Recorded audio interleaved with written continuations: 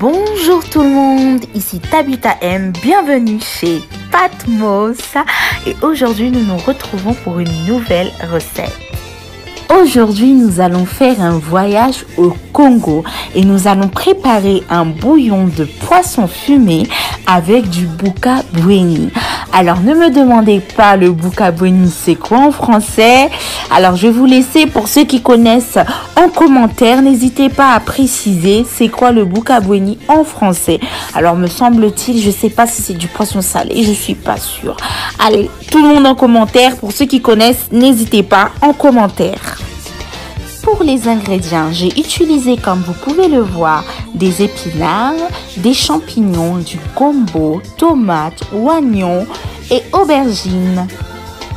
Pour les épices, j'ai utilisé de la muscade, du gingembre, un cube Maggi, bien sûr avec modération. Le cube, préparé avec le cube, c'est pas très bon. Et du handia. Allez, go, passons à la préparation. Pour commencer, j'ai placé dans l'eau mon poisson fumé ainsi que mon buka-bweni 1 heure environ, le temps de faire ce que j'avais à faire. Après, on va changer l'eau et on va rajouter une nouvelle eau. On va rajouter un petit peu, pas beaucoup d'eau parce qu'on va laisser mijoter une quinzaine de minutes. Enfin, je dis mijoter, mais mon feu, il était à max, donc... Après 15 minutes, nous allons commencer à nettoyer le poisson, enlever les arêtes, tout ça.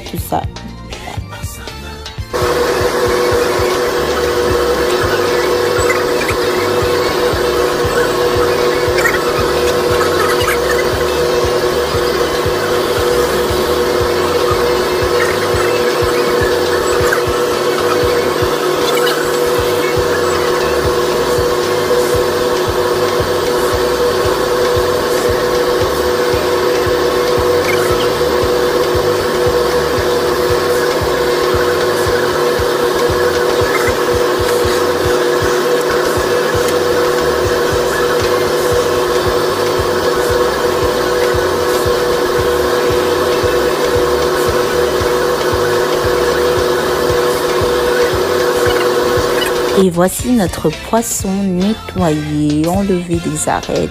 Parfait, parfait, parfait. J'ai rajouté mes champignons, un demi-oignon. J'ai pas mis un oignon en entier. Ensuite, j'ai mis mes aubergines dans la boîte d'aubergines et les assaisonnements. Ensuite, on rajoute de l'eau et on laisse bouillir pendant 20 minutes.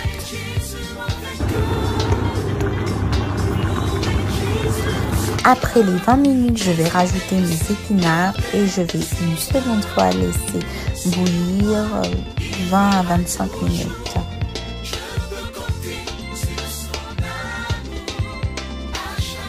Les 20 minutes passées, une fois de plus, nous allons rajouter une boule de tomate et non deux et du gombo. Et nous allons laisser cette fois-ci mijoter. Voilà, ces derniers ingrédients, donc jusqu'à cuisson, jusqu'à ce que vous allez voir que c'est bien cuit, quoi. Et voilà, notre bouillon est à présent cuit. Nous allons bien mélanger. Ensuite, nous éteignons le feu et nous allons commencer à manger. En attendant, je vais faire cuire mon sac.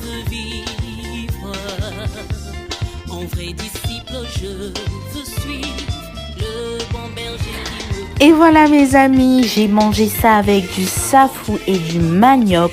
Et sans vous mentir, c'était délicieux. Je vous invite donc à reproduire cette recette chez vous. Et n'hésitez pas à nous donner des nouvelles. Et surtout, abonnez-vous et likez.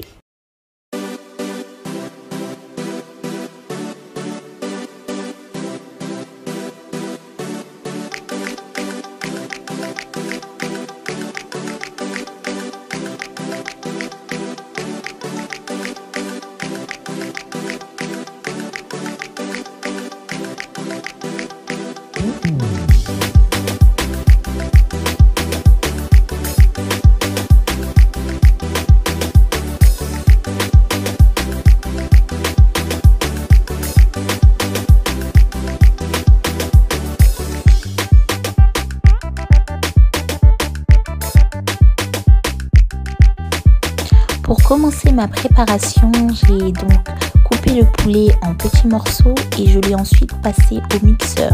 Cependant, pour ceux qui n'ont pas de mixeur, vous pouvez minutieusement couper votre poulet en petits morceaux et cela fera l'affaire. J'ai ensuite coupé mes deux oignons en petits morceaux et j'ai poursuivi en râpant à l'aide de la moulinex ma carotte.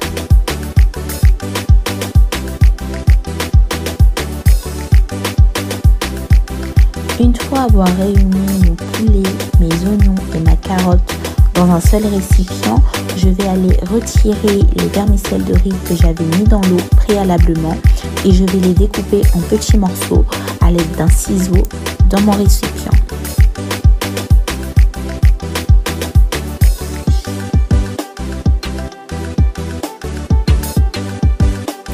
Passons maintenant à l'assaisonnement. Comme vous pouvez le voir dans la vidéo, j'ai rajouté de l'ail que j'avais coupé en petits morceaux. J'ai ensuite mis du poivre gris et j'ai mis de l'assaisonnement. Dans mon cas, c'était du jumbo, mais c'est facultatif, c'est selon vos goûts et la manière dont vous assaisonnez vos plats. Ou tout simplement, vous pouvez mettre du sel, ça passe aussi. À présent, je vais rajouter une cuillère à soupe de gingembre moulu. Mais comme je vous l'ai dit dans la recette, vous pouvez effectuer la même chose en rajoutant 2 cuillères à café de gingembre moulu.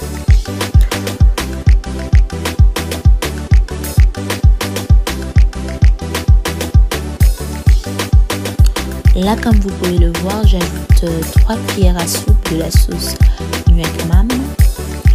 Par la suite, je vais prendre mon œuf et je vais le casser.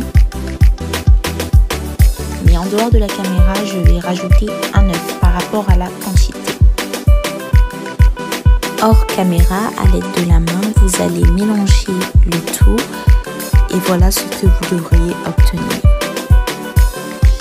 Voici les feuilles de riz ou galettes de riz que je vais mettre dans l'eau 1 à 2 minutes avant de les mettre en forme les unes après les autres. Une fois avoir retiré ma feuille de riz dans l'eau minutieusement parce qu'elles sont très fragiles. Je vais à l'aide d'une cuillère à soupe prendre un peu de ma préparation et la poser sur la feuille et suivre ce qui est fait dans la vidéo.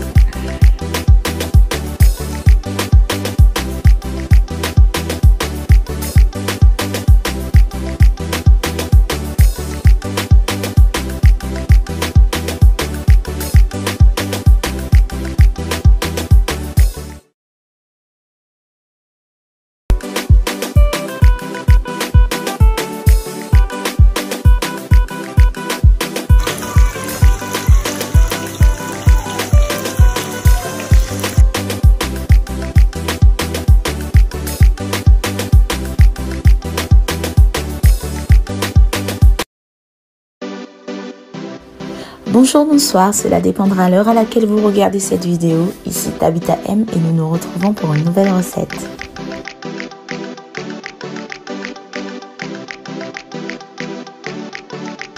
Nous allons commencer par couper nos bananes. Maintenant, nous allons écraser nos bananes.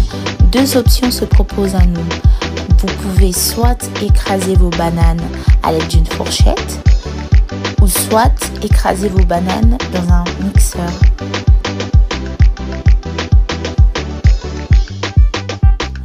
Vous obtiendrez donc ce résultat. Une fois avoir écrasé vos bananes, vous allez rajouter vos 2 œufs et mélanger le tout.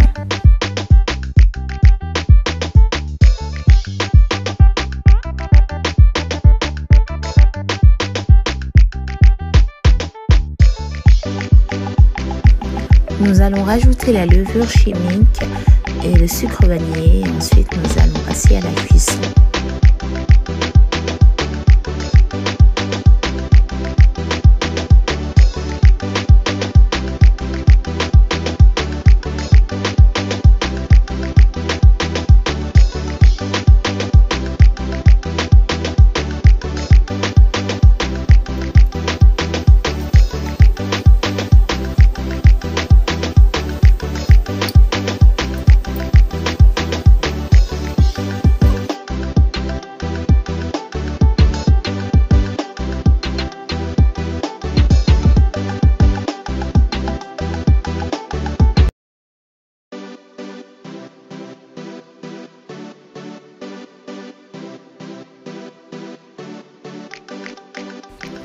Pour commencer, nous allons séparer les blancs des jaunes d'œufs.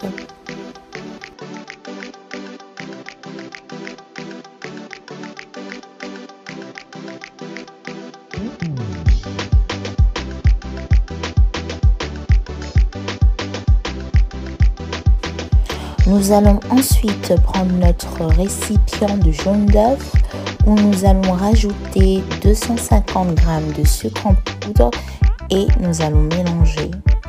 Ajoutons à présent 2 cuillères à soupe d'eau. Toujours dans le même récipient, nous allons ajouter nos 200 g de farine ainsi que 1 sachet de levure chimique et 1 sachet de sucre vanillé. Nous allons ensuite mélanger le tout.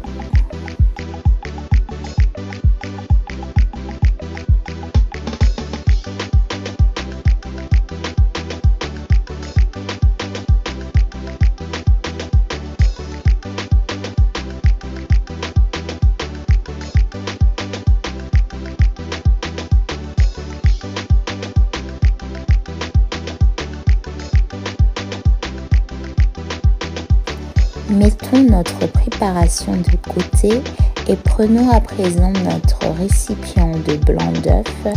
Nous allons ajouter une pincée de sel. À présent, nous allons battre nos blancs d'œuf en neige ferme.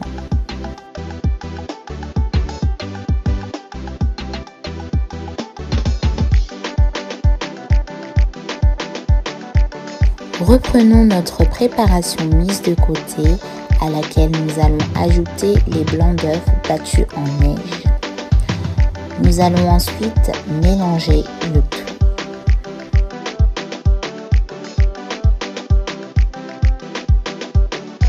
Notre pâte à gâteau est à présent prête. Passons maintenant à la préparation du moule. Nous allons beurrer notre moule et nous allons ensuite le fariner.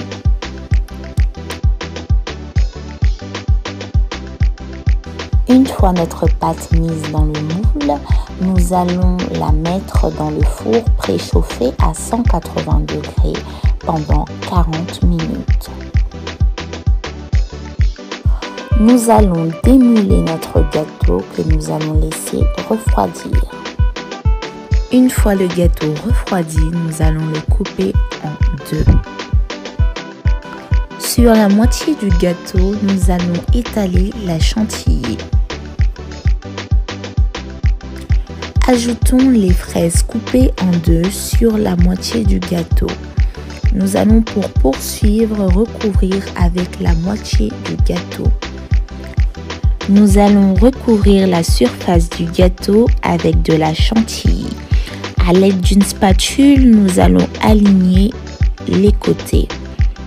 Ensuite, nous allons placer notre gâteau 30 minutes au réfrigérateur. Une fois notre gâteau sorti du réfrigérateur, nous allons disposer nos fraises sur le gâteau.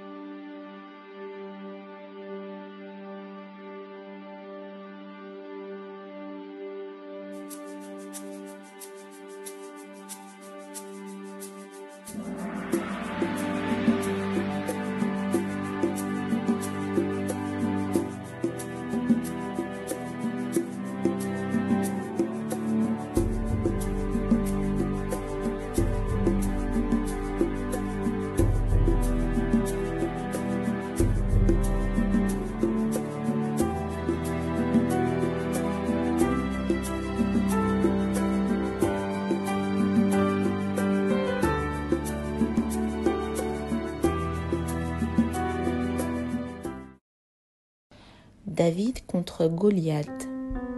Sans aucun doute, nous avons déjà entendu parler de l'histoire d'un jeune garçon nommé David qui combat contre un soldat philistin nommé Goliath. Nous trouvons des références de cette histoire dans le livre de 1 Samuel au chapitre 17 du verset 1 à 54. Nous allons commencer en lisant le verset 4 jusqu'au verset 6. Un soldat philistin quitte le rang et il s'avance entre les deux armées. Il cherche quelqu'un qui peut se battre contre lui. Ce soldat est de la ville de Gath. Il s'appelle Goliath. Il mesure à peu près 3 mètres. Sur sa tête, il a mis un casque de bronze. Il a des plaques de bronze autour des jambes.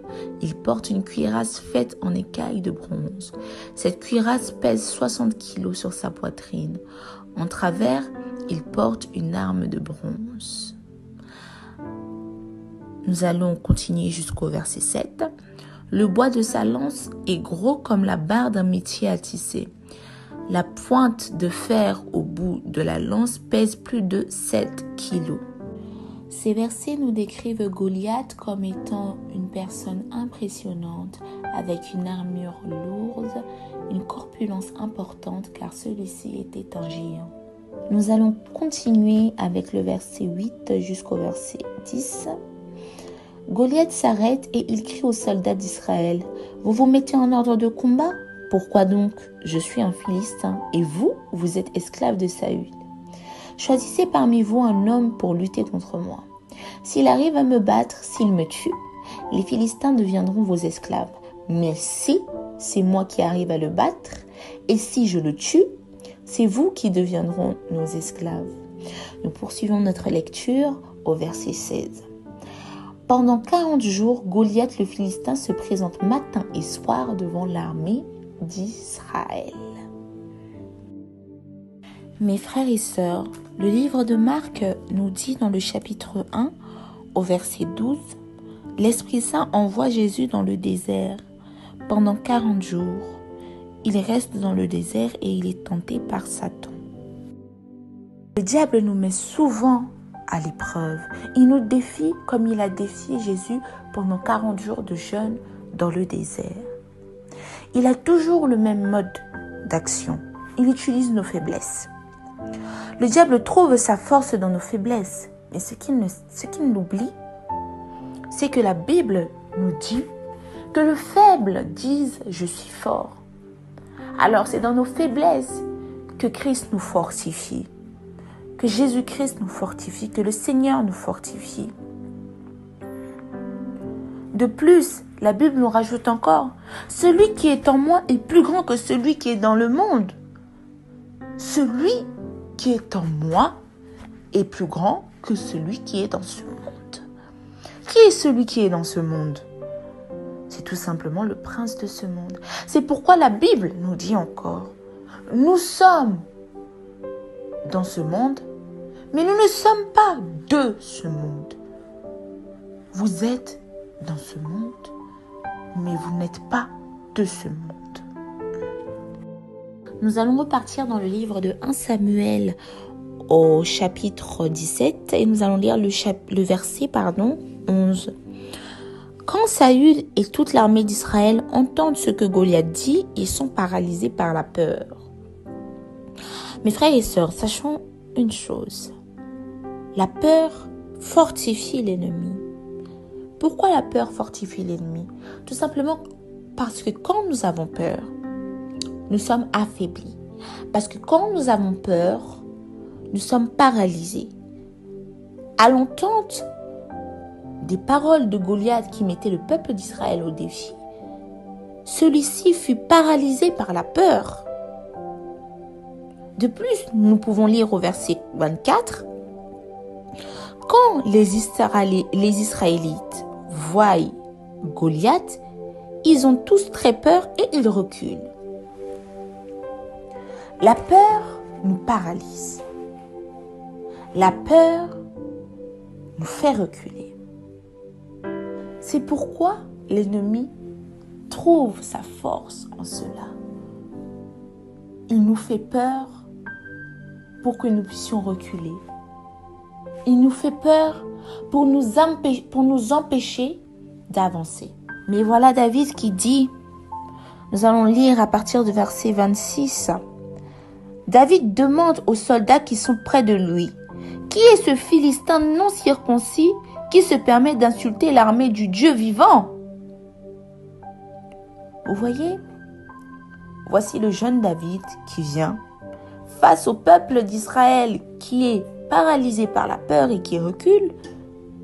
David, connaissant la grandeur de Dieu, dit aux soldats, « Qui est ce Philistin non circoncis qui se permet d'insulter l'armée du Dieu vivant ?» L'armée du Dieu vivant. J'attire notre attention sur cela. L'armée du Dieu vivant. Notre Dieu qui vit. Par cette parole, David reconnaît qu'il y a plusieurs dieux, oui, mais il n'y en a qu'un seul qui est vivant. C'est le Dieu d'Israël. C'est à partir du moment où nous réalisons la grandeur de Dieu, le fait qu'il est vivant, le fait qu'il est tout-puissant. À partir de ce moment-là, nous ne pouvons plus être paralysés par la peur, nous ne pouvons plus reculer. Nous devons avancer. Et c'est en effet le message que David, à travers cette question, qui est ce Philistin?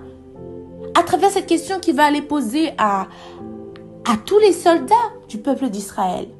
Une façon de dire, pourquoi avez-vous peur? Nous avons le Dieu vivant à nos côtés. Nous avons la victoire.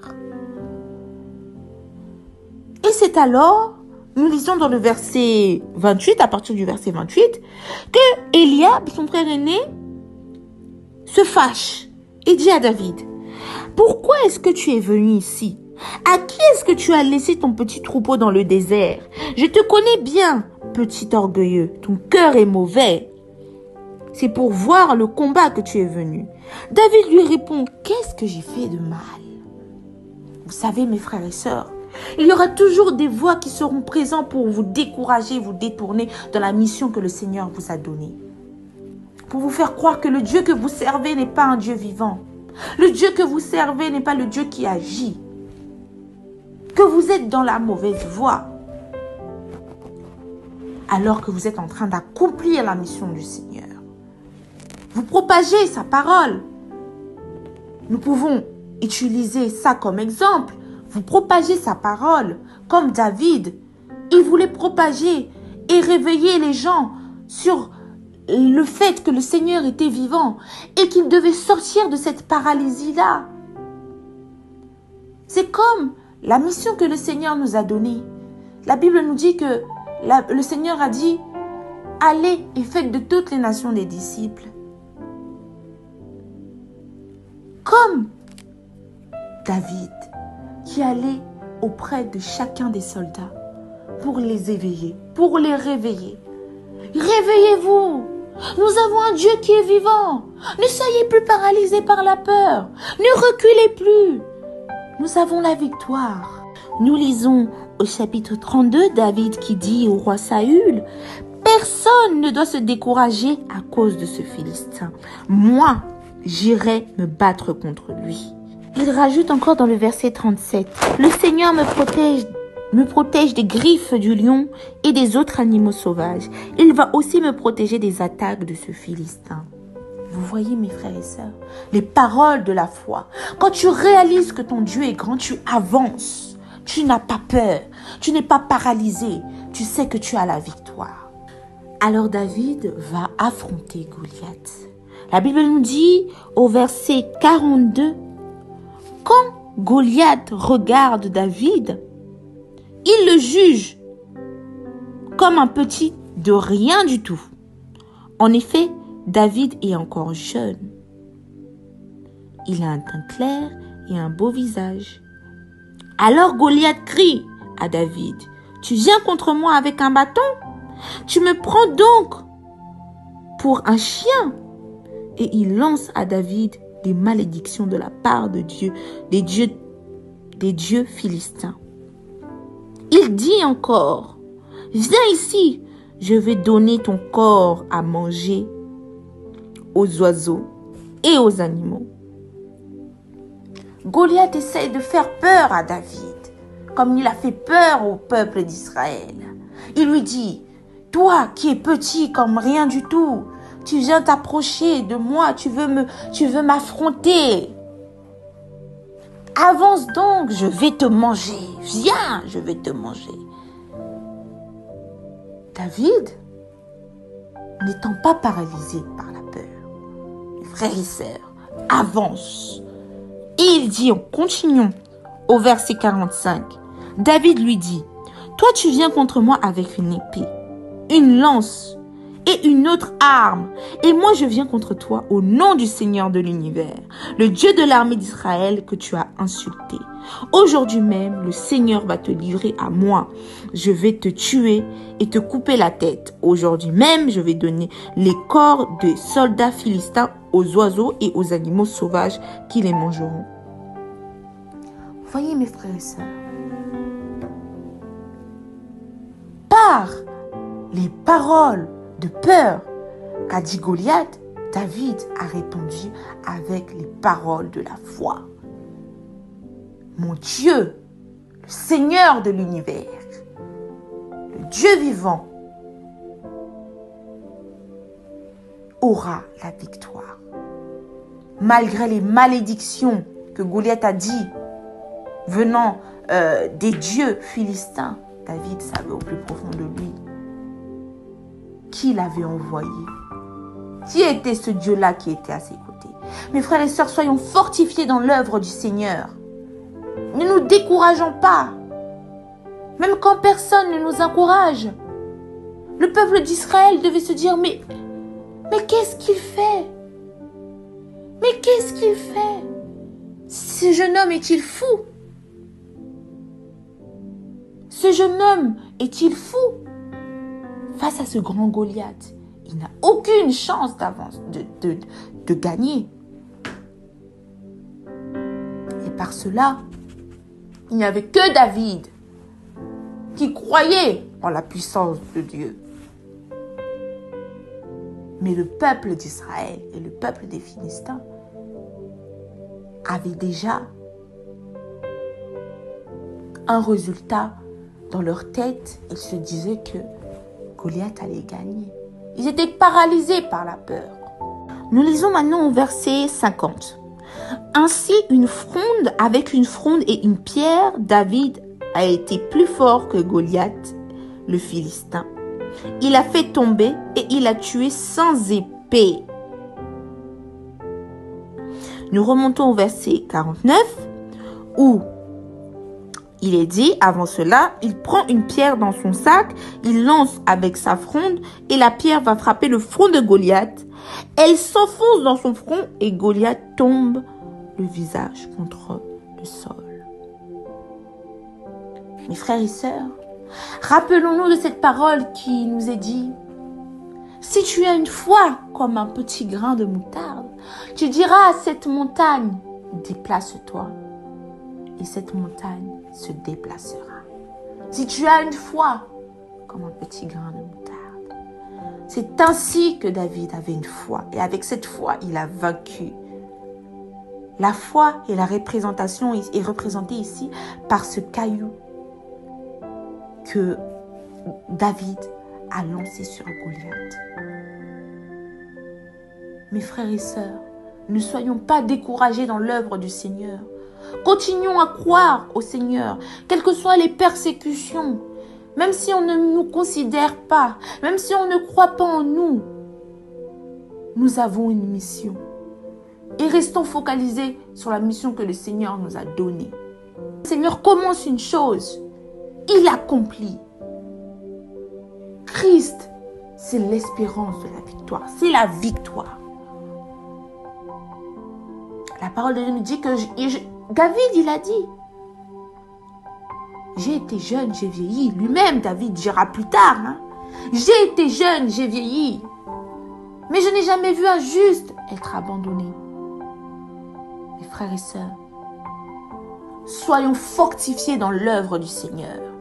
Les Goliaths dans notre vie, le Seigneur les a déjà vaincus. Et par la foi, nous marcherons. Par la foi, nous triompherons. Et par la foi, notre Rédempteur nous rendra plus que vainqueurs. Soyons fortifiés dans le Seigneur. Ayant cette foi, parlons avec foi, quelles que soient les circonstances, les Goliaths de notre vie, il y en a beaucoup. Que ce soit dans le domaine professionnel, que ce soit dans la vie dans nos familles, que ce soit dans nos assemblées, que ce soit dans nos quartiers, que ce soit dans nos résidences, tout. Dans nos écoles, nous avons toujours des Goliaths. Mais sachez que ces Goliaths-là, par la foi, nous les vaincrons. Parce que nous avons un Dieu qui est vivant et redoutable à nos côtés. Ne soyons pas paralysés par ce que nous voyons. Parce qu'à la vue de Goliath, le peuple d'Israël était paralysé, a reculé. À l'entente des paroles de Goliath, le peuple d'Israël était paralysé. Mais nous, mes frères et sœurs, restons focalisés sur Jésus-Christ. Ne nous attardons pas sur les réalités que nous voyons, mais attardons-nous sur la foi que nous avons en ce Dieu-là qui est vivant. Mes frères et sœurs, soyez bénis, soyons fortifiés dans l'œuvre du Seigneur. À la foi, nous marcherons. À la foi, nous triomphons.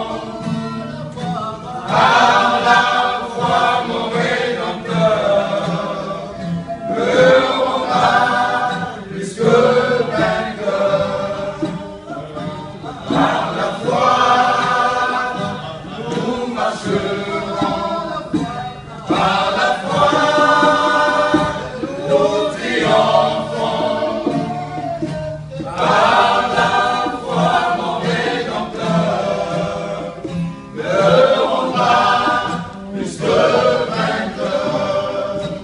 Par la foi, je marcherai en comptant sur ses promesses. Par lui, je triompherai en tout temps.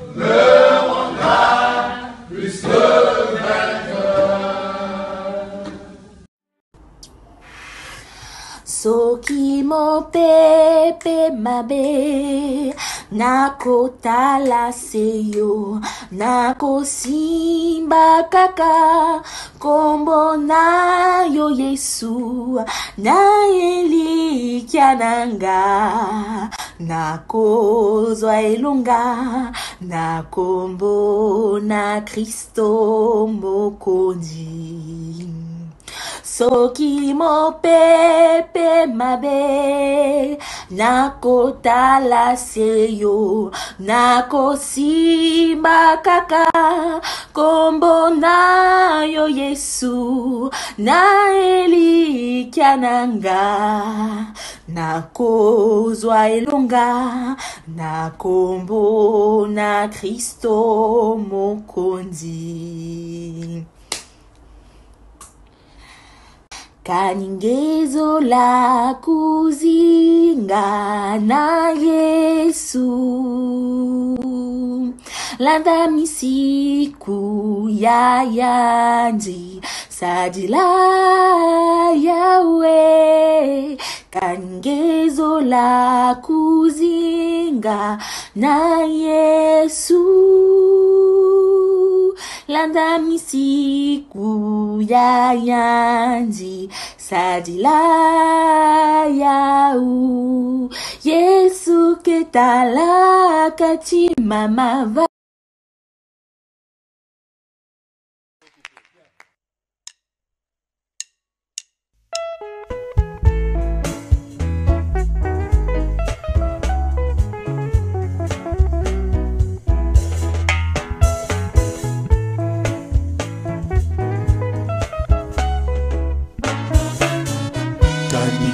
Sola kuzinga na Yesu landa misiku ya yandi satila yau. Kaningezola kuzinga na Yesu landa misiku ya yandi satila yau. Kaningezola kuzinga na Yesu landa misiku ya yandi satila yau. Kaningezola kuzinga na Yesu landa misiku ya yandi sadila yau. Si tu es dans la joie, danse avec les commissaires.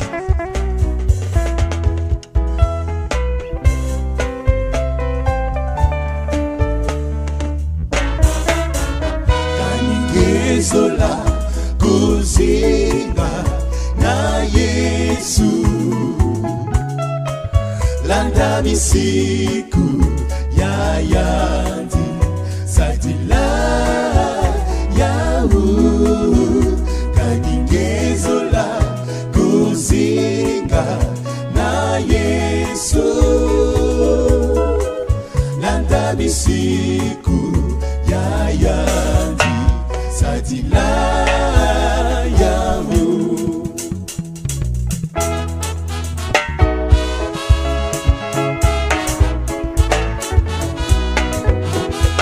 Dans son palais, tout se crie gloire.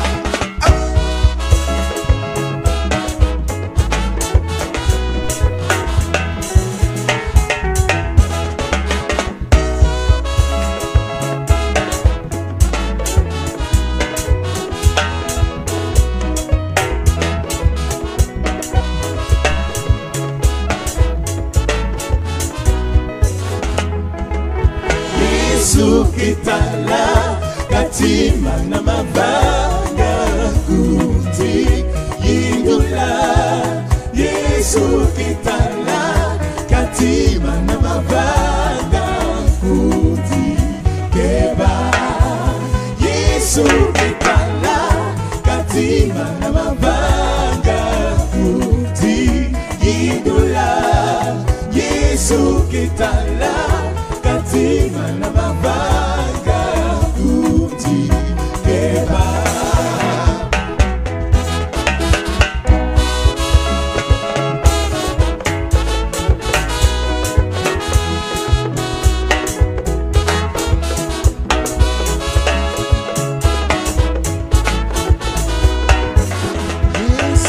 Yesu kitala katima na mabanga kuti yindula Yesu kitala katima na mabanga kuti keba Yesu kitala katima na mabanga kuti yindula Yesu kitala katima na mabanga kuti keba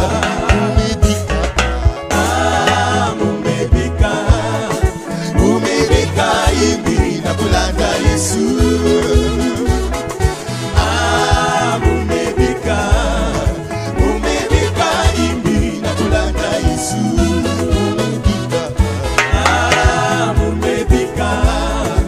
umebika hivi na kulanda Yesu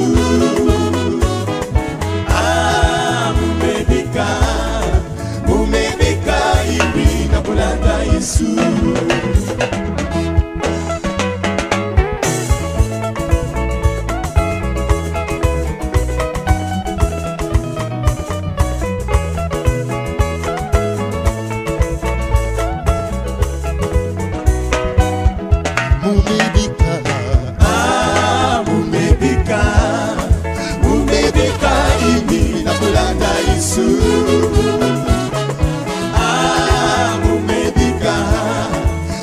umebika hivi na kulanda Yesu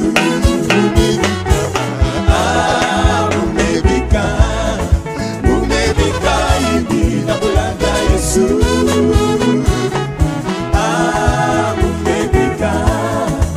umebika hivi na kulanda Yesu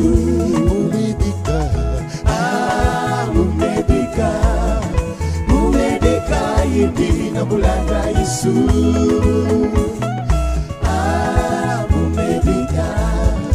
umebika hivi na kulanda Yesu